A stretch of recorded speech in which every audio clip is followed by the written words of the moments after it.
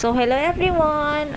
Ayan, ngayon, itatry naman namin kumain dito sa Muhan, Samgyupsal, dito sa Makati. Since malapit lang naman to dito sa tinitirhan namin, napagdesisyon na lang namin na maglakad na lang.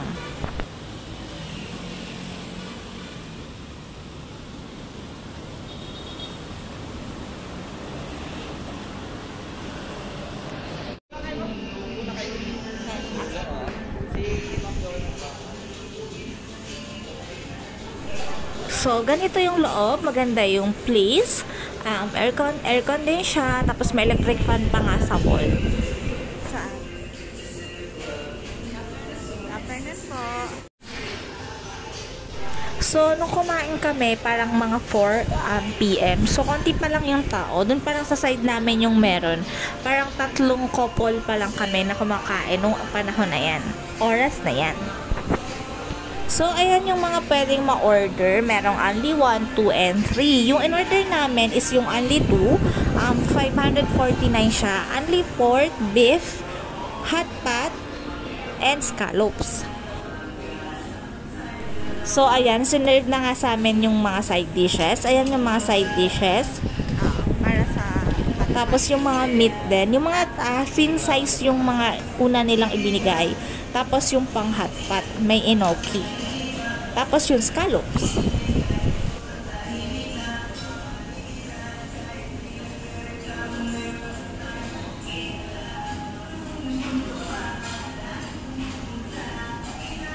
Picture pala. Tapos, syempre, nag-start na kaming mag-grill. Pero yung asawa ko naman lagi talaga yung nagluluto kapag kumakain kami sa Samgyupsal. Kaya, ayan, siya ang aking chef.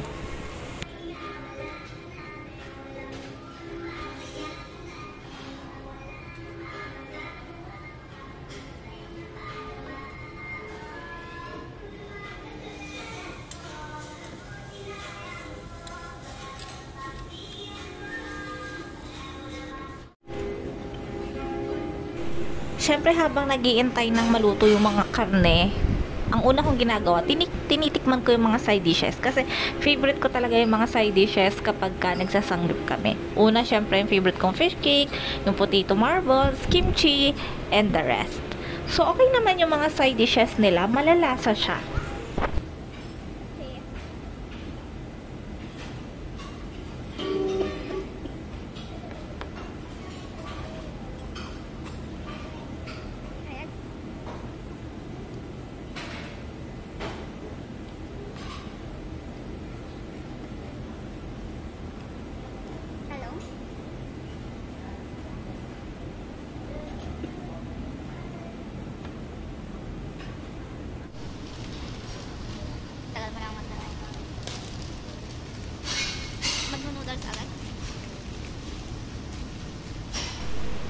So, ayan naman yung sa hot pot.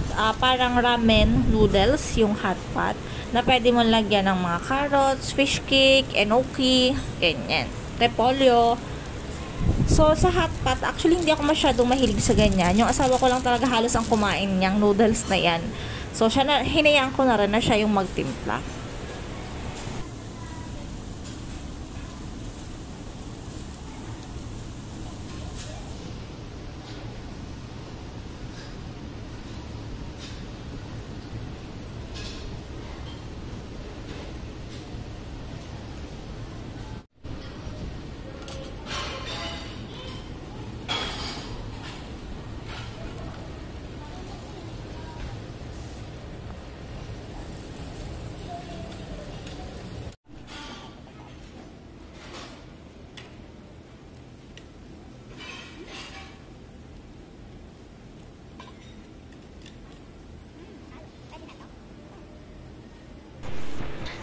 Ako lang ba yung parang sumasayaw-sayaw pa pagkakasubo ng mga tinitikman kong pagkain?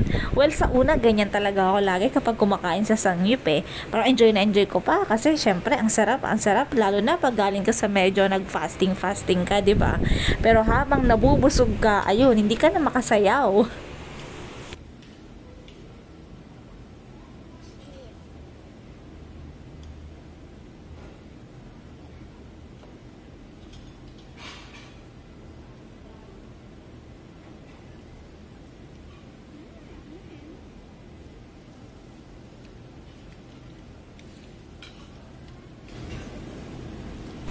So, patikim-tikim lang ako nung hot pot. Kasi hindi ako masyado mahilig sa ganyang mga noodles. Kasi sa bahay, lagi na lang kaming nagno-noodles eh. So, parang kapag ka nagsangyup, hindi ko masyado feel yung mga ganon. And enjoy ko lang yung pagkain. Syempre, kumain lang ako ng kumain. At ayan yung cheese. Masarap naman yung cheese nila.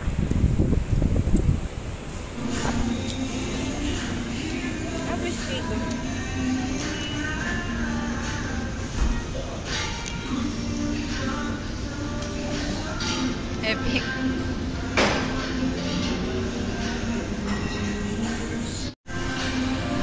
Ayan, at sinerve na nga nila yung egg. So, only yan. Lahat naman dito, only rice, side dishes, and ayan, high-tech. High-tech sila kasi, touchscreen yung pagbubuhay nung griller nila. And ayan, syempre na-enjoy ko yung pagkain kasi 549 pesos yan.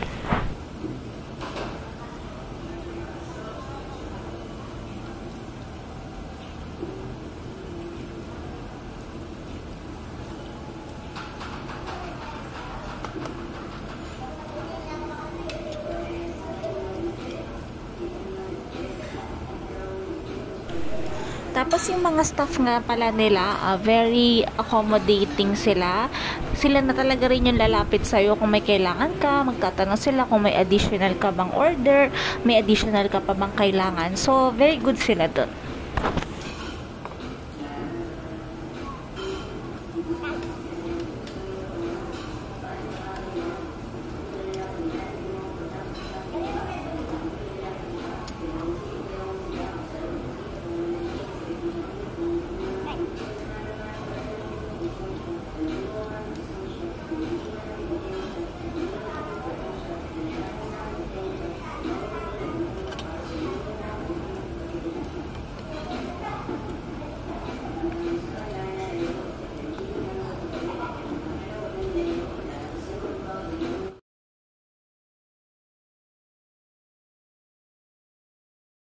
At ayan yung enoki na sinawsaw ko sa cheese.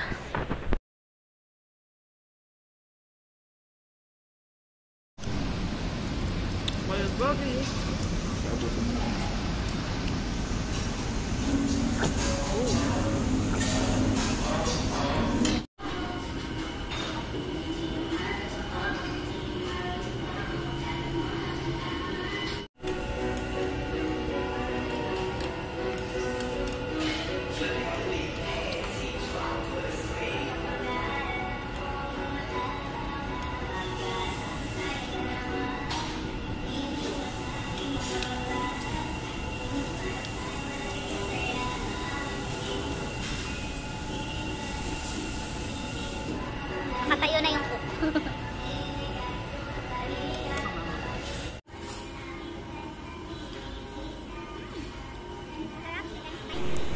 So, yung mga marinated meat nila, talagang malalasa, matatapang talaga yung mga lasa.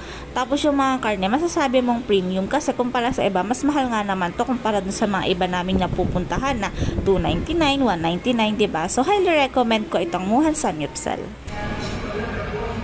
After 1 hour.